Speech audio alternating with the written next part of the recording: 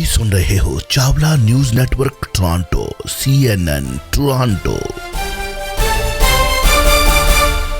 ਕਿਹਦਾ ਸਾਹਿਬ ਵੈਲਕਮ ਜੀ, ਸਵਾਗਤ ਹੈ। ਸਤਿ ਸ੍ਰੀ ਅਕਾਲ। ਸਤਿ ਸ੍ਰੀ ਅਕਾਲ ਚਾਵਲਾ ਸਾਹਿਬ, ਸਤਿ ਸ੍ਰੀ ਅਕਾਲ ਸਾਰੇ ਦੋਸਤਾਂ ਜੀ।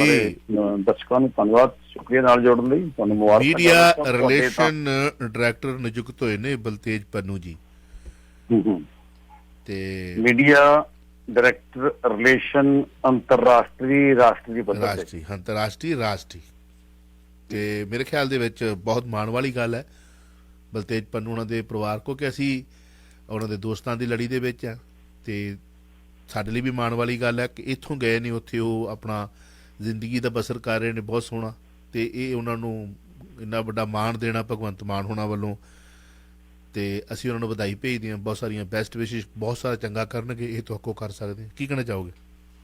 ਚਾਵਲਾ ਸਾਹਿਬ, ਬਲਤੇਜ ਪੰਨੂ ਜਿਹੜਾ ਹੈਗਾ ਨਾ, ਅਸਲ 'ਚ ਬੜਾ ਬੇਬਾਕ ਧੜਕ ਬੰਦਾ ਰਿਹਾ। ਮਤਲਬ ਬੜੀ ਗੱਲ ਸਟੈਰ ਉਹਦਾ ਕਰਨ ਦਾ ਤਰੀਕਾ, ਵਿਅੰਗ ਜਿਹੜਾ ਹੈਗਾ ਸੀਗਾ, ਬੜੇ ਅੱਛੇ ਤਰੀਕੇ ਨਾਲ ਉਹ ਮੀਡੀਆ ਦੇ ਵਿੱਚ ਆਪਣਾ ਪੱਖ ਰੱਖਦੇ ਰਹੇ ਆ। ਕਿਸੇ ਮੁੱਦੇ ਨਾ ਬੜੇ ਏਦਾਂ ਜਿਵੇਂ ਸਿੱਧੇ ਤੌਰ ਤੇ ਕਈ ਗੱਲਾਂ ਐਸੀਆਂ ਸਟੈਰ ਕਰਦੇ ਸੀਗੇ ਕਿ ਬੜਾ ਅੱਛਾ ਲੱਗਦਾ ਸੀਗਾ ਆਮ ਲੋਕਾਂ ਨੂੰ। ਬੜਾ ਉਹਨਾਂ ਦੇ ਫੈਨ ਫੋਲੋਅਰ ਕਾਫੀ ਹੈਗੇ ਆ। ਤੇ ਹਾਂ, ਜਦੋਂ ਤੋਂ ਨਾ ਆਮ ਆਦਮੀ ਪਾਰਟੀ ਸਰਕਾਰ ਬਣੀ ਆ, ਉਦੋਂ ਤੋਂ ਉਹਨਾਂ ਦੇ ਵਿਰੋਧੀ ਕਾਫੀ ਬਣ ਗਏ, ਤੇ ਉਹ ਕੁਝ ਗੱਲਾਂ ਦੇ ਉਹਨਾਂ ਦੇ ਇਲਜ਼ਾਮ ਵੀ ਲੱਗੇ ਜੀ। ਸਿੱਧੂ ਮੂਸੇਵਾਲੇ ਦਾ ਜੀ ਉਹਨਾਂ ਨੇ ਉਹ ਪ੍ਰਚਾਰ ਕੀਤਾ ਜੀ ਵੀ ਉਹ ਸਿਕਿਉਰਿਟੀ ਵਾਪਸ ਲੈ ਲਿਆ ਜੀ, ਧਮਕਾਉਣਾ ਫਲਾਣਾ ਕਾਫੀ ਕੁਛ। ਉਹ ਵੱਖਰੀ ਗੱਲ ਹੈ।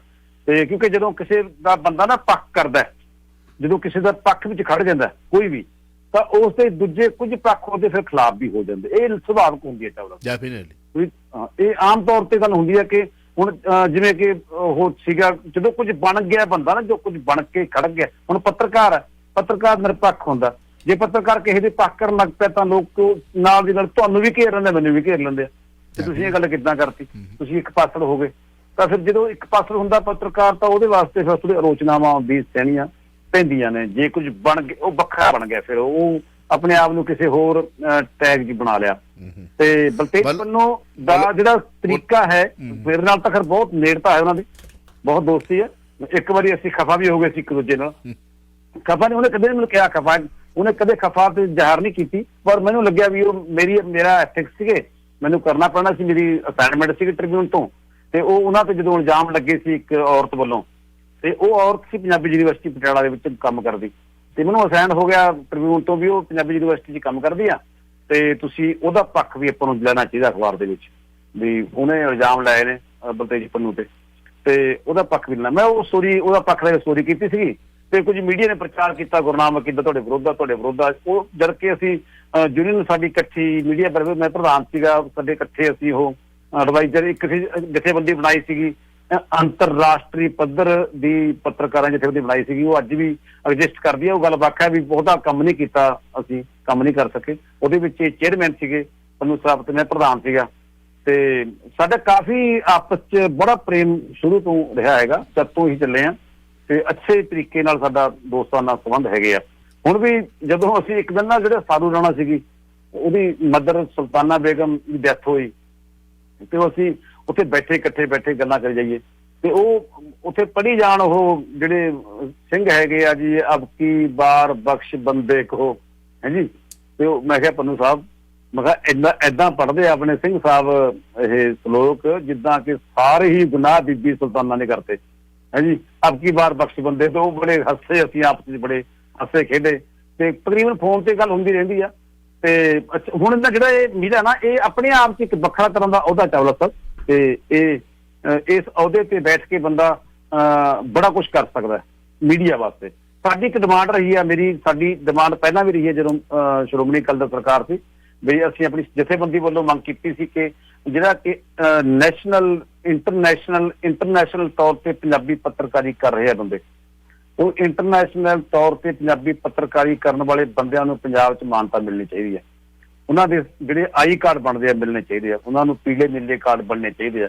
ਅਸੀਂ ਡਿਮਾਂਡ ਬੜੀ ਰੱਖੀ, ਉਹ ਅਕਾਲੀ ਸਰਕਾਰ ਸਾਡੀ ਡਿਮਾਂਡ ਪੂਰੀ ਨਹੀਂ ਕੀਤੀ ਹੈਗੀ, ਤੇ ਉਦੋਂ ਸਾਡੇ ਨਾਲ ਪੰਨੂ ਸਾਹਿਬ ਵੀ ਅਸੀਂ ਵੀ ਇਕੱਠੇ ਜਾਇਆ ਕਰਦੇ ਸੀਗੇ ਇਹ ਡਿਮਾਂਡ ਲੈ ਕੇ, ਵੀ ਸਾਡੀ ਤੁਸੀਂ ਮੰਗਾਂ ਕਰਿਆ ਕਰਦੇ ਸੀ ਵੀ ਸਰ ਘੱਟ ਤੋਂ ਘੱਟ ਜਿਹੜੇ NRI ਭਰਾ ਕੰਮ ਕਰਦੇ ਆ, ਜਿਵੇਂ ਇੱਥੇ ਪੰਜਾਬ ਦੇ ਵਿੱਚ ਮੀਡੀਆ ਬੈਠਾ, ਜਿੱਦਾਂ ਅਸੀਂ ਬੈਠੇ ਆ ਤੁਹਾਡੇ ਕੋਲ ਕੰਮ ਕਰ ਰਹੇ ਆ, ਜਿੱਦਾਂ ਪਰਮਿੰਦਰ ਟਵਾਣਾ ਹੈਗਾ, ਹੋਰ ਬਹੁਤ ਸਾਰੇ ਬੰਦੇ ਜਿਹੜੇ ਪੰਜਾਬ ਦੇ ਵਿੱਚ ਅੰਤਰਰਾਸ਼ਟਰੀ ਪੱਧਰ ਦੇ ਮੀਡੀਆ ਵਿੱਚ ਕੰਮ ਕਰ ਰਹੇ ਆ, ਤੇ ਪਰ ਉਹਨਾਂ ਨੂੰ ਸਰਕਾਰ ਮਾਨਤਾ ਪਹਿਲਾਂ ਦਿੰਦੀ ਸੀਗੀ, ਪਹਿਲਾਂ ਬਣਾਉਂਦੀ ਸੀ ਕਾਰਡ, ਤੇ ਇਹਨਾਂ ਨੇ ਅਕਾਲੀ ਸਰਕਾਰ ਨੇ ਆ ਕੇ ਫਿਰ ਕਾਂਗਰਸ ਨੇ ਆ ਕੇ ਇਹਨਾਂ ਨੇ ਮਾਨਤਾ ਦੇਣੀ ਬੰਦ ਕਰਤੀ ਸੀ ਉਹਨਾਂ ਨੂੰ, ਮਤਲਬ ਉਹਨਾਂ ਦੇ ਆਈ ਕਾਰਡ ਬਣਾਉਣੇ ਬੰਦ ਕਰਤੇ ਸੀਗੇ, ਤੇ ਉਹ ਅਸੀਂ ਬੜਾ ਆਵਾਜ਼ ਚੁੱਕੀ।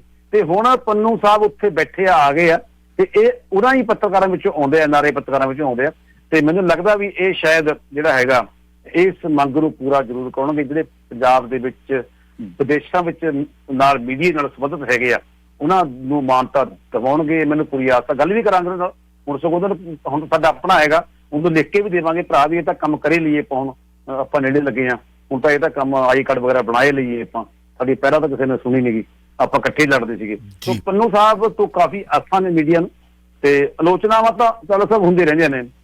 ਤੁਸੀਂ ਬੈਠੇ ਹੋ, ਕੋਈ ਤਾਂ ਬੰਦਾ ਕਹਿੰਦਾ ਖਾਂਦੀ ਦੀ ਦਾੜੀ ਹਿਲਦੀ ਹੈ ਜੀ, ਕੋਈ ਬੰਦਾ ਕੁਝ ਕਹਿੰਦਾ, ਐਵੇਂ ਬੰਦਾ ਇੱਕੋ ਹੀ ਹੋਣਾ ਚਾਵਲਾ, ਤੁਸੀਂ ਇੱਕੋ ਹੀ ਬੰਦੇ ਹੋ।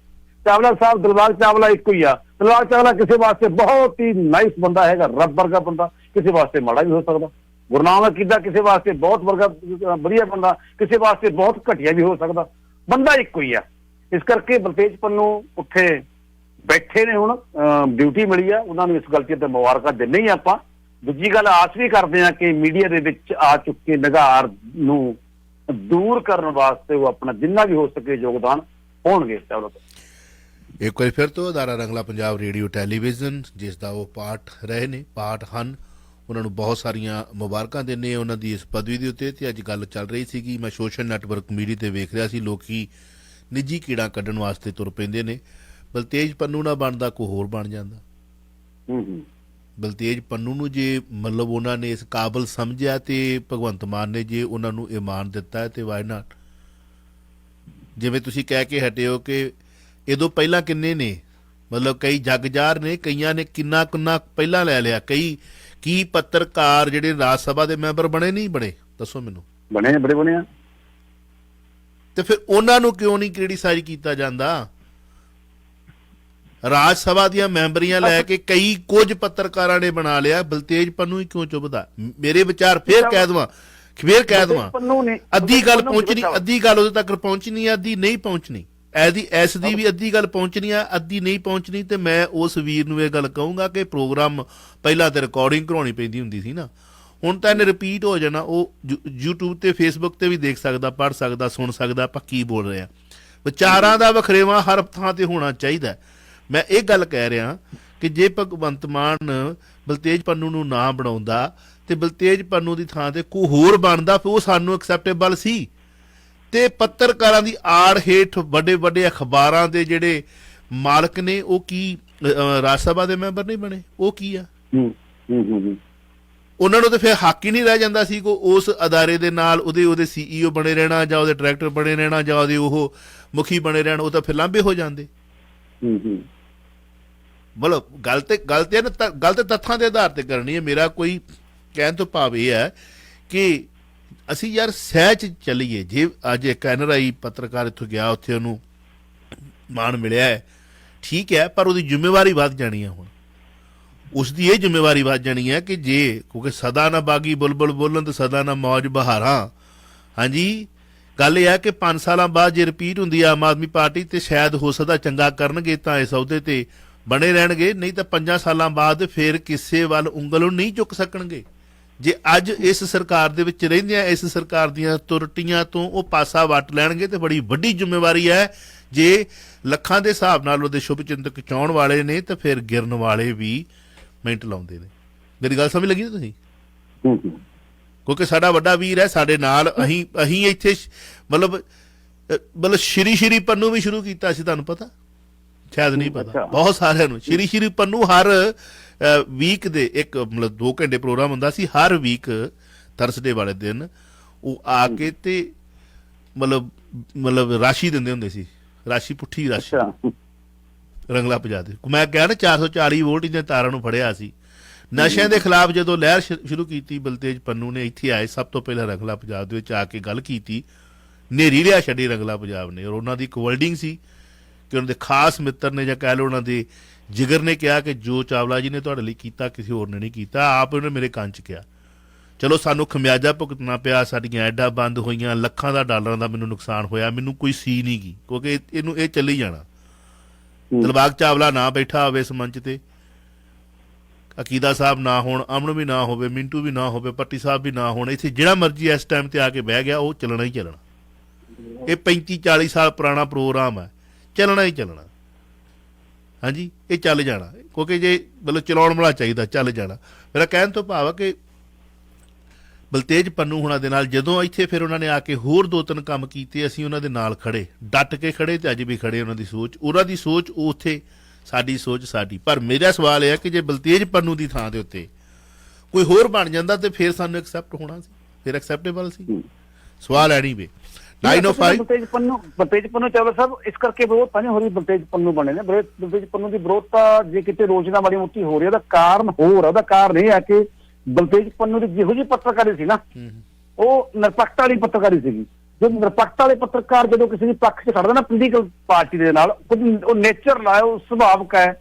ਮੈਂ ਕਿਸੇ ਪਾਰਟੀ ਦੇ ਨਾਲ ਬਣ ਜਾ, ਕੋਈ ਬੁਲਾਰਾ ਮੈਨੂੰ ਕਿਤੇ ਬਣਾ ਦਿੱਤਾ ਜਾਵੇ, ਮੈਨੂੰ ਹੁਣ ਆਮ ਆਦਮੀ ਪਾਰਟੀ ਕਿਤੇ ਡਾਇਰੈਕਟਰ ਬਣਾ ਦੇਵੇ ਤੇ ਲੋਕ ਲੋਚਨਾਵਾਂ ਦਾ ਗੜ ਕਰ ਦੇਣਗੇ, ਲਿਆ ਦੇਣਗੇ ਨਾ ਕਿ ਤੁਸੀਂ ਤਾਂ ਇਹ ਬੋਲਦੇ ਰਹੇ ਹੋ, ਤੁਸੀਂ ਤਾਂ ਇਹ ਗੱਲ, ਤੁਸੀਂ ਸਾਰੀ ਨਿਰਪੱਖਤਾ ਨਾਲ ਗੱਲ ਕਰਦੇ ਹੋ, ਤੁਸੀਂ ਆ ਕਿੱਧਰ ਇੱਕ ਪਾਸੇ ਖੜ ਗਿਆ। ਤੁਹਾਨੂੰ ਤਾਂ ਸਾਰੇ ਲੋਕਾਂ ਦੀ ਗੱਲ ਕਰਨੀ ਚਾਹੀਦੀ ਸੀ।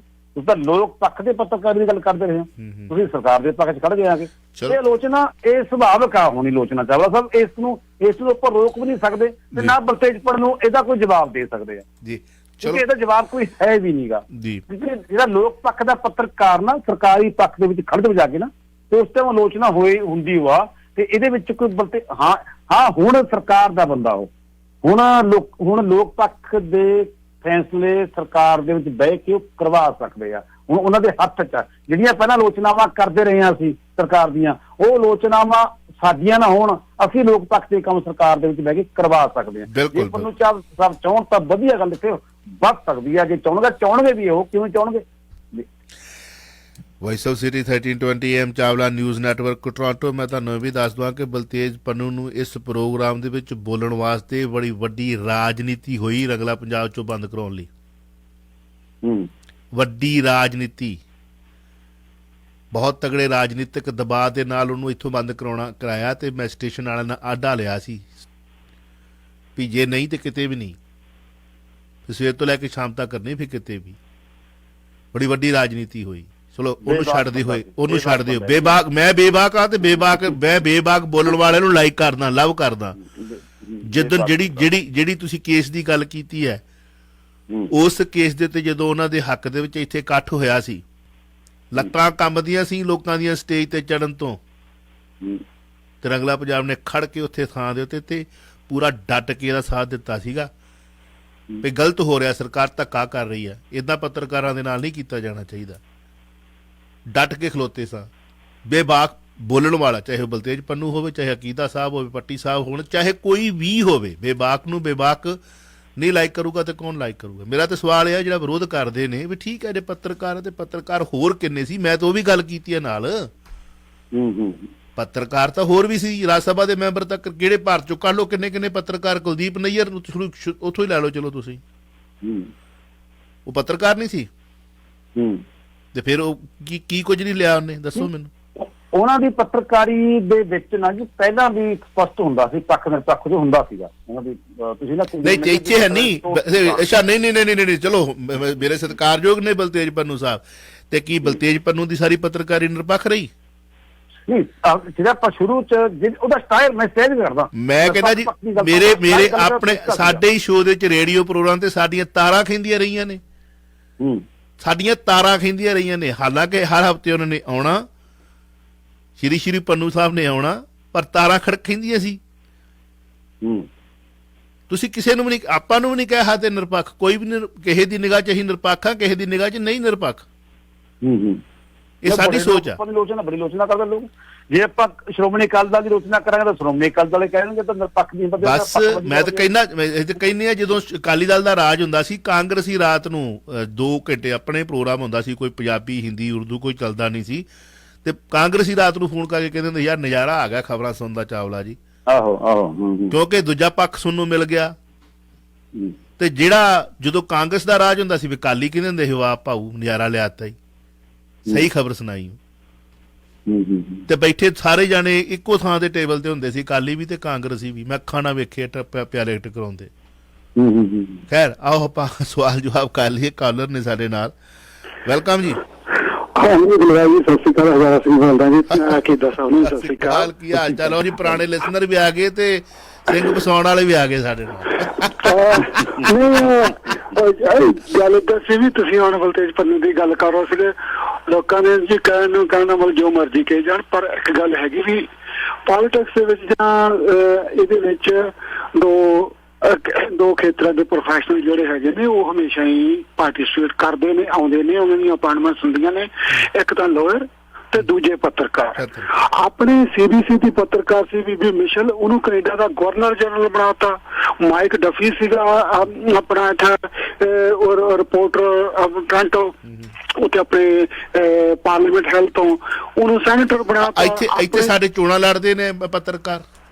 ਹਾਂ ਵੀ ਚੋਣਾਂ ਲੜ ਲੈਂਦੇ ਨੇ, ਕੋਈ ਗੱਲ ਨਹੀਂ ਹੈ। ਉਦਾਂ ਵੀ ਅਪਾਇੰਟਮੈਂਟਸ ਹੋ ਜਾਂਦੀਆਂ ਨੇ। ਮੇਰਾ ਕਹਿਣ ਦਾ ਆਪਣੇ ਖੁਸ਼ਵੰਤ ਸਿੰਘ ਨੂੰ ਰਾਜ ਸਭਾ ਦਾ ਮੈਂਬਰ ਬਣਾ ਤੇ ਆਪਣੇ ਅਕੀਦਾ ਸਾਹਿਬ ਨੂੰ ਸਾਰਿਆਂ ਨੂੰ ਪਤਾ ਹੈਗਾ। ਆਪਣੇ ਹਰਚਰਨ ਬੈਂਸ, ਅਜੀਤ ਵਾਲੇ ਲੈ ਲਓ। ਹਾਂਜੀ, ਕਿਤੇ ਕਹਿਣ ਦਾ ਮਤਲਬ ਕੰਵਰ ਸੰਧੂ ਉਹ ਸਾਹਿਬ ਉਹ ਆਪਣੇ ਉਹ ਆਪ MLA ਰਹੇ ਨੇ। ਅੱਛਾ, ਸੋ ਮੇਰਾ ਕਹਿਣ ਦਾ ਮਤਲਬ ਇਹ ਕੋਈ ਗੱਲ ਨਹੀਂ ਹੈ। ਗੱਲ ਇੰਨੀ ਕੁ ਹੈਗੀ ਆ ਵੀ ਉਹ ਹੁਣ ਬਲਤੇਜ ਪੰਨੂ ਉਹਨਾਂ ਦੀ ਬਹੁਤ ਲੰਬੇ ਸਮੇਂ ਤੋਂ ਬਲਤੇਜ ਪੰਨੂ ਇੱਥੇ ਜਦੋਂ ਟੋਰਾਂਟੋ ਆਪਣਾ ਭਗਵੰਤ ਮਾਨ, ਹਰਭਜਨ ਮਾਨ ਇੱਥੇ ਆਉਂਦੇ ਹੁੰਦੇ ਸਨ, ਅਸੀਂ ਉਦੋਂ ਇਹਨਾਂ ਨੂੰ ਮਿਲਦੇ ਰਹੇ। ਉਦੋਂ ਇਹਨਾਂ ਦਾ ਰਾਜਨੀਤੀ ਨਾਲ ਕੋਈ ਲੈਣ ਦੇਣ ਵੀ ਨਹੀਂ ਸੀਗਾ। ਬਲਤੇਜ ਪੰਨੂ ਇੱਥੇ ਉਹਦਾ ਮੀਡੀਆ ਸੀਗਾ। ਸੋ ਮੇਰਾ ਕਹਿੰਦਾ ਮਤਲਬ ਬੜੇ ਲੰਬੇ ਸਮੇਂ ਤੋਂ ਉਹਨਾਂ ਦੇ ਰਿਲੇਸ਼ਨ ਨੇ ਇਸ ਗੱਲ ਦੇ ਵਿੱਚ। ਤੇ ਸਭ ਤੋਂ ਵੱਡੀ ਚੀਜ਼ ਹੈਗੀ ਇਹਨਾਂ ਦੇ ਪਰਸਨਲ ਰਿਲੇਸ਼ਨ ਤੋਂ ਉੱਪਰ ਬਲਤੇਜ ਪੰਨੂ ਨੇ ਇੱਕ ਲੰਬੇ ਸਮੇਂ ਤੋਂ ਇੱਕ ਲੋਕ ਧੁਨ ਦੇ ਨਾਲ, ਲੋਕ ਹਿੱਤਾਂ ਦੇ ਨਾਲ, ਆਪਣਾ ਜਿਹੜਾ ਸਿਰੜ ਦੇ ਨਾਲ ਨਿਭਣ ਵਾਲਾ ਇੱਕ ਰੋਲ ਨਿਭਾਇਆ, ਇੱਕ ਆਪਣਾ ਇੱਕ ਇਮੇਜ ਵੀ ਪੈਦਾ ਕੀਤਾ। ਇਹ ਵੀ ਕਹਿਣ ਦਾ ਮਤਲਬ ਇਹ ਕੋਈ ਛੋਟੀ ਗੱਲ ਨਹੀਂ ਔਰ 2-4 ਦਿਨ ਦੀ ਗੱਲ ਨਹੀਂ ਹੈ ਵੀ ਇਹਦੇ ਤੋਂ ਉਹਨੇ ਇਸ ਗੱਲ ਨੂੰ ਬਹੁਤ ਕਹਿੰਦਾ ਮੈਂ ਸ਼ਿੱਦਤ ਦੇ ਨਾਲ ਨਿਭਾਇਆ ਕਿ ਮੈਂ ਲੋਕ ਭਾਵੇਂ ਪੋਲਿਟਿਕਸ ਵਿੱਚ ਜੋ ਮਰਜ਼ੀ ਆਉਂਦੇ ਜਾਂਦੇ ਰਹਿਣ, ਵੀ ਮੈਂ ਲੋਕ ਮੁੱਦਿਆਂ ਦੇ ਨਾਲ ਆਪਣੀ ਹੁਣ ਗੱਲ ਤਾਂ ਇਹ ਆ ਗਈ ਨਾ ਜੀ। ਹੁਣ ਲੋਕ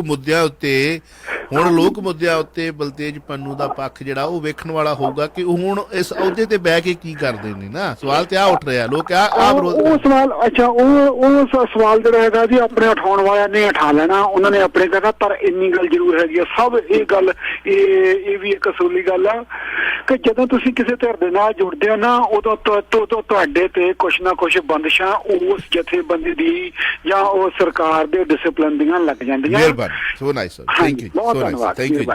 ਮੈਂ ਜਿਆਦੀਆਂ ਕਾਲ ਹੀ ਲਵਾਂਗਾ, ਸਵਾਲ 2-4 ਲਵਾਂਗੇ, ਫਿਰ ਆਪਾਂ ਵਾਈਂਡ ਅਪ ਕਰਦੇ ਹਾਂ ਜੀ। ਹੈਲੋ ਸਤਿ ਸ਼੍ਰੀ ਅਕਾਲ ਜੀ। ਸਤਿ ਸ਼੍ਰੀ ਅਕਾਲ। ਹਾਂਜੀ, ਜਿਹੜੀ ਤੁਸੀਂ ਗੱਲ ਕਰਦੇ ਹੋ ਬਈ ਬਲਤੇਜ ਪੰਨੂ ਨੂੰ ਬਹੁਤ ਵਧੀਆ ਸਟੇਟਸ ਮਿਲ ਗਿਆ ਉੱਥੇ ਪੰਜਾਬ ਗਵਰਨਮੈਂਟ ਨੇ ਦਿੱਤਾ, ਵੈਰੀ ਗੁੱਡ ਜੀ, ਮਿਹਰਬਾਨੀ। ਉਹ ਹੁਣ ਸੱਚ ਬੋਲੂਗਾ ਉਹ। ਤੇ ਇੱਥੇ ਜਿਹੜਾ ਮੀਡੀਆ ਅਸੀਂ ਵੀ ਬਹੁਤ ਸੁਣਿਆ, 40 ਸਾਲ ਹੋ ਗਏ ਸੁਣਦੇ ਮੀਡੀਆ ਨੂੰ। ਇੱਥੇ ਮੀਡੀਆ ਨੇ ਉਹਨੂੰ ਡਿਸਰਗਾਰਡ ਵੀ ਬਹੁਤ ਕੀਤਾ ਤੇ ਹੁਣ ਜਿਹੜਾ ਉਹਨੂੰ ਸਟੇਟਸ ਮਿਲ ਗਿਆ, ਇੱਥੋਂ ਦਾ ਮੀਡੀਆ ਉਹਦੇ ਗੁਣ ਗਾਈ ਜਾਂਦਾ। ਡਿਸਰਗਾਰਡ ਕਿਹਨੇ ਕੀਤਾ? ਸਾਰੇ ਗਾਉਂਦੇ, ਸਾਰਿਆਂ ਨੇ ਕੀਤਾ। ਨਹੀਂ, ਮੀਡੀਆ ਦੀ ਗੱਲ ਕਰਦਾ ਮੈਂ, ਚਾਹੇ ਦਾ ਨਾਮ ਨਹੀਂ ਲੈਂਦਾ। ਕੁਛ ਕਹੋ ਨਾ ਫਿਰ ਤੁਸੀਂ। ਨਹੀਂ, ਮੀਡੀਆ ਦੇ ਬਹੁਤ ਨਹੀਂ, ਕੁਛ ਮੀਡੀਆ ਕਹੋ ਫਿਰ ਤੁਸੀਂ, ਕੁਛ ਮੀਡੀਆ ਕਹੋ। ਨਹੀਂ, ਮੈਂ ਇਹ ਕਹਿੰਦਾ ਕਿ ਜਿਹੜੇ ਮੀਡੀਆ ਦੇ ਵਿੱਚ ਉਹ ਪਹਿਲਾਂ ਬੋਲਦਾ ਹੁੰਦਾ ਸੀ, ਉਹਨੂੰ ਕੁਇਟ ਵੀ ਕਰਾਇਆ। ਹੁਣ ਉਹਦੇ ਮੈਂ ਤਾਂ ਕਹਿ ਚੁੱਕਾ ਜੀ, ਸਾਡੇ ਤੇ ਰਾਜਨੀਤੀ ਦਬਾਅ ਪਿਆ ਸਾਡੇ ਤੇ। ਮੈਂ ਤਾਂ ਕਹਿ ਰਿਹਾ, ਹੋਰ ਦੱਸੋ ਕੀ। ਨਹੀਂ ਦੇਖੋ ਨਾ, ਇਹਦੇ ਬਾਰੇ ਤੁਸੀਂ ਲਿਖਿਆ ਵੀ ਸੀਗਾ ਸਾਡੇ। ਮੇਰੇ ਕੁਐਸਚਨ ਦਾ ਆਨਸਰ ਦਿਓ। ਇੱਥੇ ਮੀਡੀਆ ਜਿਹੜਾ 30-35-40 ਸਾਲ ਦਾ ਚੱਲਦਾ, 30 ਸਾਲ ਦਾ, ਉਹ ਉੱਥੇ ਬੋਲਦਾ ਹੁੰਦਾ ਸੀ ਆ ਕੇ। ਚਲੋ ਉਹ ਜਾਣਨ ਜੀ, ਤੁਸੀਂ ਸਾਡੇ ਨਾਲ ਸਾਡੀ ਗੱਲ ਕਰੋ, ਠੀਕ ਹੈ। ਇਸ਼ਾਰਿਆਂ ਦੇ ਨਾਲ ਕਿਸੇ ਦੀਆਂ ਲੱਤਾਂ ਨਾ ਭੰਨੋ, ਠੀਕ ਹੈ। ਓਕੇ ਜੀ, ਸਾਡੇ ਨਾਲ ਸਾਡੀ ਗੱਲ ਕਰੋ ਤੁਸੀਂ, ਮਿਹਰਬਾਨੀ। ਸਾਡੇ ਨਾਲ ਸਾਡੀ ਗੱਲ ਕਰੋ। ਕਿਉਂ ਜੀ ਕਿਦਾ ਸਾਹਿਬ? ਬਿਲਕੁਲ, ਸਾਡਾ ਅਸੀਂ ਜ਼ਿੰਮੇਵਾਰ ਆਪਣੇ।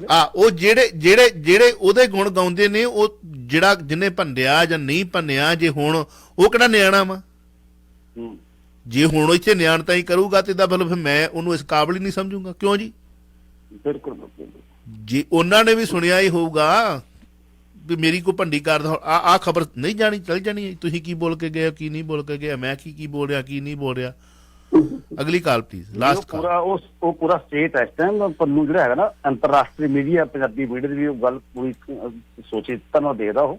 ਉਹਨੇ ਬਹੁਤ ਵੱਡਾ ਡਿਊਟੀ ਆ ਉਹਦੀ। ਡਿਊਟੀ ਆ ਜੀ, ਉਹਨੂੰ ਵੇਖਣੀ ਵੀ ਚਾਹੀਦੀ ਆ, ਵੇਖਣੀ ਵੀ ਚਾਹੀਦੀ ਆ, ਸੋਚਣੀ ਵੀ ਚਾਹੀਦੀ ਆ। ਸਵਾਲ ਤੇ ਇਹੀ ਸੀ ਵੀ ਜਿਹੜੇ ਥੱਲੇ ਨਹੀਂ, ਤੁਸੀਂ ਵਿਰੋਧ ਕਰੋ, ਮੈਂ ਕਹਿੰਦਾ ਵਿਰੋਧ ਕਰੋ ਜੀ, ਸਦਕੇ ਕਰੋ, ਸਾਡਾ ਵੀ ਕਰੋ, ਸਾਡਾ ਵੀ ਕਰਨਾ ਹੋਊਗਾ, ਕੋਈ ਵੱਡੀ ਗੱਲ ਨਹੀਂ। ਕਿਸੇ ਦਿਨ ਮੇਰੇ ਕੋਲ ਵੀ ਇਹੋ ਜਿਹਾ ਲਫ਼ਜ਼ ਨਿਕਲ ਸਕਦਾ, ਕੀਦਾ ਸਾਹਿਬ ਕੋਲ ਵੀ ਨਿਕਲ ਸਕਦਾ, ਸਾਡਾ ਵੀ ਥੱਲੇ। ਪਰ ਜਦ ਤੁਸੀਂ ਭਾਸ਼ਾ ਤੇ ਸੱਭਿਅਤ ਰੱਖੋ, ਭਾਸ਼ਾ ਤੇ ਇਹੋ ਜਿਹੀ ਵਰਤ ਲਓ ਕਿ ਤੁਹਾਨੂੰ ਵਿਰੋਧ ਕਰਨ ਵਾਸਤੇ ਵੀ ਨਾ, ਮਤਲਬ ਕੁਝ ਵਿਰੋਧ ਕਰਨ ਵਾਸਤੇ ਵੀ ਅਕਲ ਚਾਹੀਦੀ ਆ। ਜੇ ਸਾਡੇ ਕੋਲ ਅਕਲ ਹੋਊ ਤਾਂ ਹੀ ਵਿਰੋਧ ਕਰਾਂਗੇ। ਤੇ ਵਿਰੋਧ ਵੀ ਤੇ ਫਿਰ ਇਹੋ ਜਿਹਾ ਕਰੋ ਕਿ ਅਗਲੇ ਨੂੰ ਪਤਾ ਲੱਗੇ ਵੀ ਯਾਰ ਮੇਰਾ ਵਿਰੋਧ ਹੋ ਰਿਹਾ। ਤੇ ਜੇ ਅਸੀਂ ਉਹੀ ਗੱਲ ਕਰਨੀ ਵੀ ਗਾਲਾਂ ਹੀ ਕੱਢੀ ਜਾਣੀਆਂ, ਗਾਲਾਂ ਹੀ ਕੱਢੀ, ਹੁਣ ਕੱਢ ਲਓ 2-4, ਫੇਰ ਕੀ ਫਰਕ ਪੈਂਦਾ? ਕਿਉਂ ਜੀ? ਕਰ ਲਓ ਫੇ ਕੀ ਹੈ, ਜਿੰਨੇ ਇੱਕ ਨੇ ਕੱਢ ਲੀਆਂ 10 ਕੱਢ ਇੱਕੋ ਜਿਹੀਆਂ ਹੀ ਹੈ ਨਾ। ਜੇ ਤੁਸੀਂ ਪਿਆਰ ਨਾਲ ਕੋਈ ਗੱਲ ਲਿਖੋਗੇ ਥੱਲੇ, ਤੇ ਫੇਰ ਅਗਲਾ ਸੋਚਦਾ ਯਾਰ ਨਹੀਂ ਮੈਂ ਕਿਸ ਮੁਕਾਮ ਤੇ ਆ, ਤੇ ਮੈਨੂੰ ਕੀ ਮੈਂ ਕਰਨਾ, ਕੀ ਨਹੀਂ ਕਰਨਾ। ਐਨੀਵੇ ਚਲੋ ਆਪਾਂ ਅਗਲੀ ਕਾਲ ਤੇ ਜਾਣ ਤੋਂ ਪਹਿਲਾਂ ਸਵਾਲ ਹੈ, ਅਕਾਲੀ ਦਲ ਬੇਅਦਬੀ ਦੀ ਰਿਪੋਰਟ ਵਿੱਚ ਆਪਣਾ ਨਾਮ ਨਾ ਆਉਣ ਤੇ ਪੰਜਾਬ ਵਿੱਚ ਕਰ ਰਿਹਾ ਪ੍ਰਚਾਰ, ਥਾਂ ਤੇ ਪ੍ਰੈਸ ਕਾਨਫਰੰਸਾਂ ਵੀ ਹੋ ਰਹੀਆਂ ਨੇ, ਕੀ ਕਹਿਣਾ ਚਾਹੋਗੇ? ਹਾਂ, ਸ਼੍ਰੋਮਣੀ ਅਕਾਲੀ ਦਲ ਕਾਰਾ ਰਿਪੋਰਟ ਦੇ ਵਿੱਚ ਨਾ ਜੀ, ਉਹ ਕਹਿੰਦਾ ਜਿਹੜੀ ਭਗਵੰਤ ਮਾਨ ਨੇ ਰਿਪੋਰਟ ਪੇਸ਼ ਕੀਤੀ ਹੈ, ਕਹਿੰਦੇ ਉਹ ਸਿੱਟ ਵਾਲੀ ਰਿਪੋਰਟ, ਕਹਿੰਦੇ ਵੀ ਉਹਦੇ ਵਿੱਚ ਸਾਡਾ ਨਾਂ ਹੈ ਨਹੀਂਗਾ, ਬਾਦਲਾਂ ਦਾ ਨਾਂ ਨਹੀਂਗਾ। ਉਹ ਕਹਿੰਦੇ ਬਿਲਕੁਲ ਠੀਕ ਨਹੀਂ ਗੱਲ ਹੈਗੀ। ਅਸੀਂ ਹੁਣ ਤੱਕ ਪ੍ਰਚਾਰ ਕਰਦੇ ਰਹੇ ਨੇ, ਕਾਂਗਰਸ ਦੀ, ਆਮ ਆਦਮੀ ਪਾਰਟੀ ਵਾਲੇ, ਇਹਨਾਂ ਨੇ ਬੇਅਦਬੀ ਕਰਾਈ ਹੈਗੀ ਆ। ਤੇ ਹੁਣ ਤਕਰੀਬਨ ਸਾਰੇ ਪਾਸਿਆਂ ਤੋਂ, ਕੱਲ ਕਈ ਥਾਵਾਂ ਤੋਂ, ਤੇ ਲੈ ਲਓ ਵੀ ਪੀਰ ਮੁਹੰਮਦ ਤੋਂ ਲੈ ਕੇ, ਚੰਦੂ ਮਾਜਰੇ ਤੋਂ ਲੈ ਕੇ, ਭੁੰਦੜ ਤੋਂ ਲੈ ਕੇ, ਤੇ ਕਈ ਸਾਰੇ ਵਜੀਦ ਚੀਮੇ ਤੋਂ ਲੈ ਕੇ ਕਈ ਸਾਰੇ ਬੰਦਿਆਂ ਨੇ ਪ੍ਰੈਸ ਕਾਨਫਰੰਸ ਵੱਖ-ਵੱਖ ਥਾਵਾਂ ਤੇ ਕੀਤੀਆਂ ਤੇ ਇਸ ਗੱਲ ਨੂੰ ਪ੍ਰਚਾਰਿਆ ਕਿ ਅਸੀਂ ਬੇਗੁਨਾਹ ਹੈਗੇ ਆ।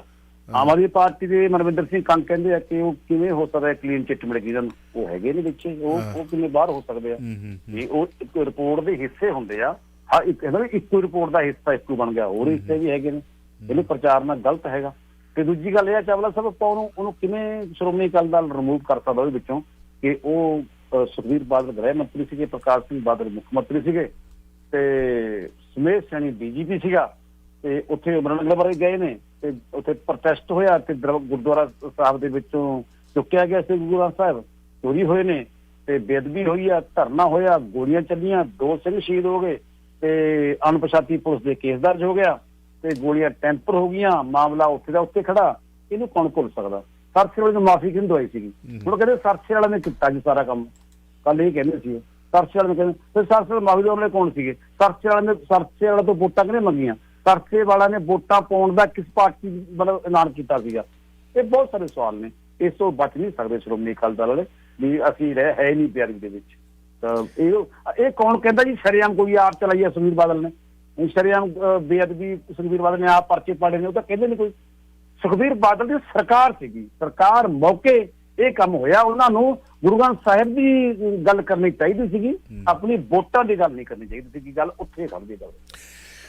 2 ਸੰਵਿਧਾਨਾਂ ਦੇ ਮਾਮਲੇ ਵਿੱਚ ਦਲਜੀਤ ਸਿੰਘ ਚੀਮਾ ਹੁਸ਼ਿਆਰਪੁਰ ਅਦਾਲਤ ਵਿੱਚ ਪੇਸ਼, ਇਹ ਵੀ ਸ਼੍ਰੋਮਣੀ ਅਕਾਲੀ ਦਲ ਦਾ ਹੀ ਮਾਮਲਾ ਹੈ, ਅਕਾਲੀ ਦਲ ਬਾਦਲ ਦਾ।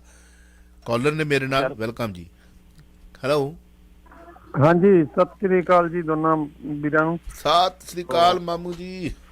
ਤੇ ਨਾਲ ਹੀ ਬਹੁਤ ਬਹੁਤ ਵਧਾਈ ਤੁਹਾਨੂੰ ਦੋਨਾਂ ਭਰਾਵਾਂ ਨੂੰ ਅੱਜ, ਕਿਉਂਕਿ ਤੁਹਾਡੇ ਪੱਤਰਕਾਰੀ ਤੁਹਾਡਾ ਸਾਥੀ ਰਹੇ, ਚੰਗੀ ਬੇਬਾਕੀ ਦੇ ਨਾਲ ਤੁਹਾਡੇ ਨਾਲ ਰੋਲ ਨਿਭਾਉਂਦੇ ਰਹੇ ਆ ਜੀ, ਸੋ ਉਹਨਾਂ ਨੂੰ ਇੱਕ ਬਹੁਤ ਵੱਡੀ ਜ਼ਿੰਮੇਵਾਰੀ ਮਿਲੀ ਆ, ਉਸ ਚੀਜ਼ ਦੀ ਵਧਾਈ ਜੀ।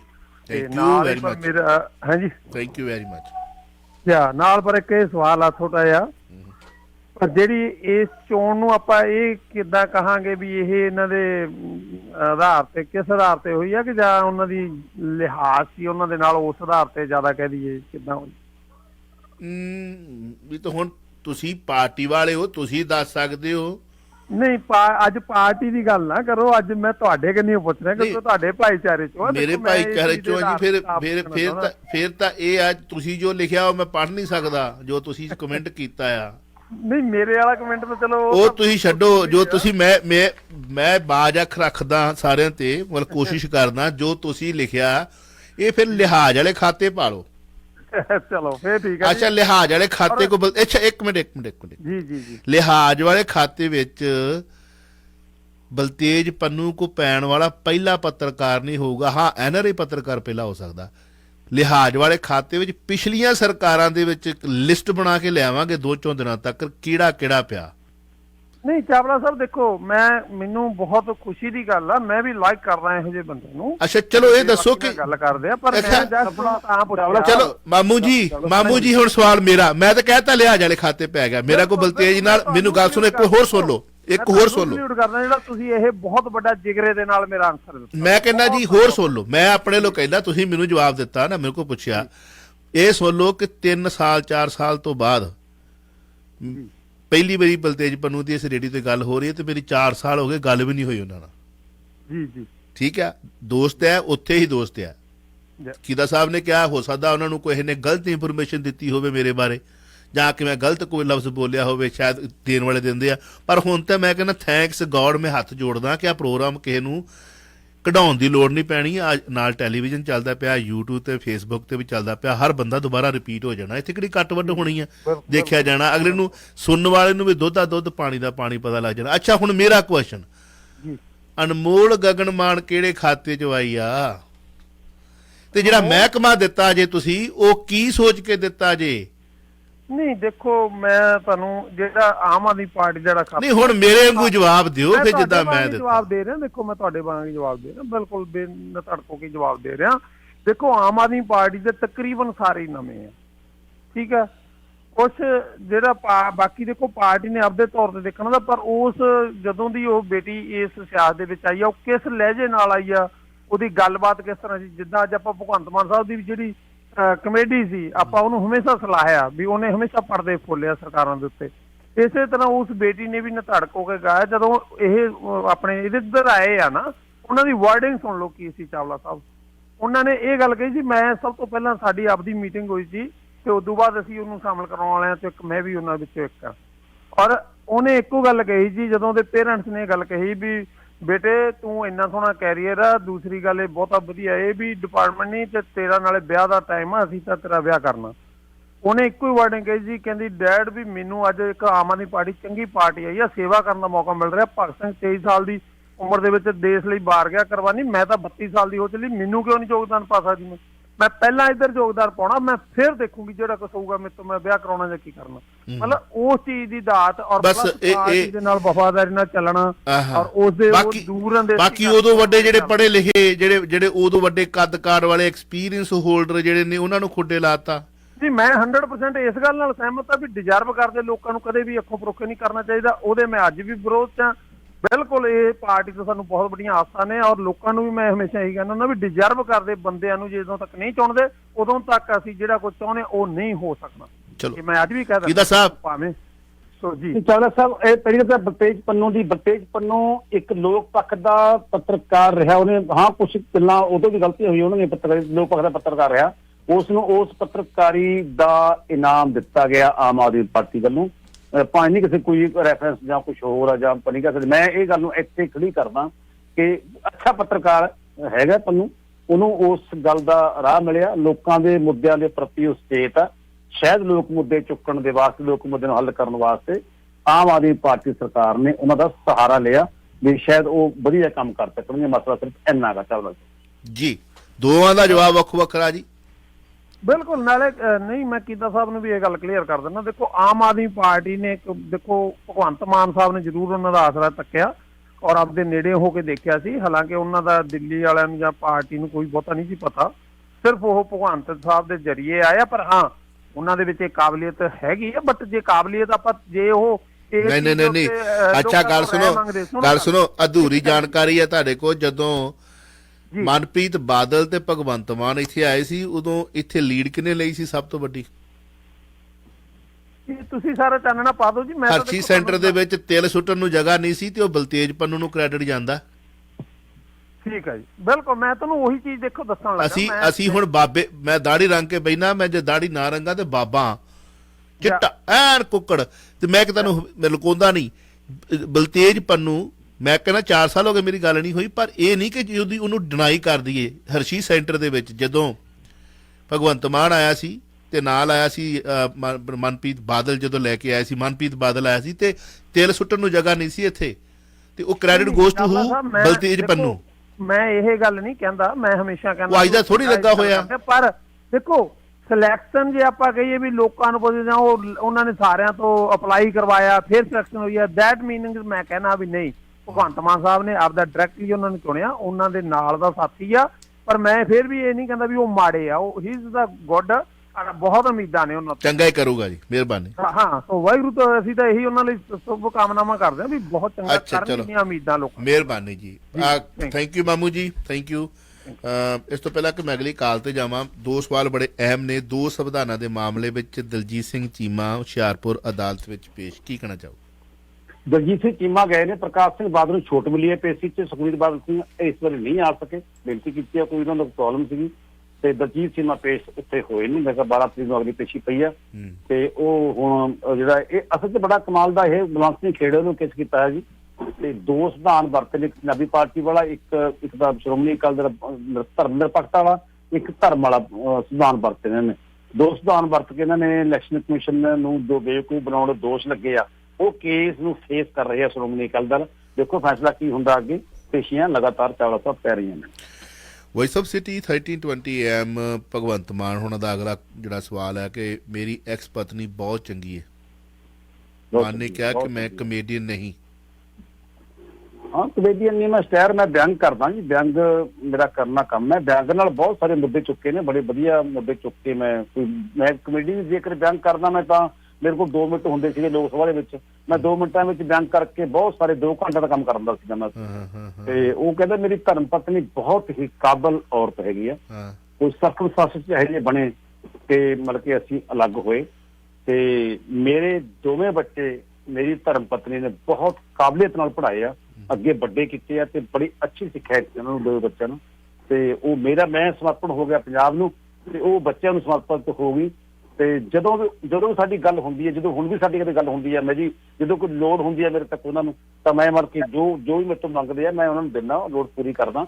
ਤੇ ਅਸੀਂ ਅਲੱਗ ਹੈਗੇ ਆ ਪਰ ਉਹ ਮੇਰੇ ਬੱਚਿਆਂ ਦੀ ਅੱਜ ਵੀ ਮਾਂ ਹੈਗੀ ਆ ਤੇ ਉਹ ਮੇਰੇ ਬੱਚਿਆਂ ਨੂੰ ਪਾਲ ਰਹੀ ਆ। ਬਹੁਤ ਅੱਛੀ ਆ ਮੇਰੀ ਧਰਮ ਪਤਨੀ, ਸਾਬਕਾ ਧਰਮ ਪਤਨੀ ਹੈ। ਚਾਹੁੰਦਾ ਮੈਂ ਕਮੇਡੀਅਨ ਨਹੀਂ ਜੀ। ਕਿਤੇ ਹੁਣ ਭਗਵੰਤ ਮਾਨ ਸਾਹਮਣੇ ਕਿਤੇ ਆਏ, ਕਿਤੇ ਚਲੋ ਮੌਕਾ ਮਿਲਿਆ ਤੇ ਕਮੇਡੀਅਨ ਦਾ ਪੁੱਛੋ ਵੀ ਮਤਲਬ ਕੀ ਹੁੰਦਾ, ਕਿ ਤੁਸੀਂ ਐਜ ਏ ਕਮੇਡੀਅਨ ਅਸੀਂ ਤੁਹਾਨੂੰ ਕਹਿੰਦੇ ਰਹੇ ਕਿ ਭਗਵੰਤ ਮਾਨ ਜਿਹੜੇ ਕਿਉਂਕਿ ਕਮੇਡੀਅਨ ਸਾਡੇ ਨਾਲ ਹੈ ਸਟੂਡੀਓ ਦੇ ਵਿੱਚ ਬੈਠ ਕੇ ਤੁਹਾਨੂੰ ਇੰਟਰੋਡਿਊਸ ਕੀਤਾ